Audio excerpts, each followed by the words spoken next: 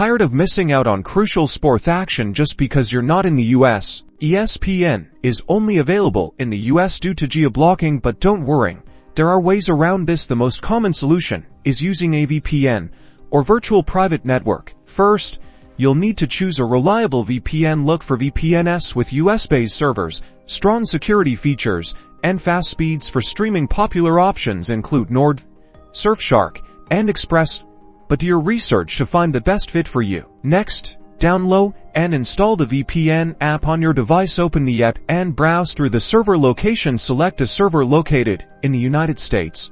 Once connected, open your ESPN app or website. You should now be able to access ESPN content as if you were in the US. If you encounter issues, try clearing your browser's cache and cookies or switching to a different US server within your VPN app. You may also want to try another browser as well. VPNs encrypt your internet traffic, which keeps your viewing activity private and secure. So sit back, relax, and enjoy all the exclusive content ESPN has to offer, no matter where you are.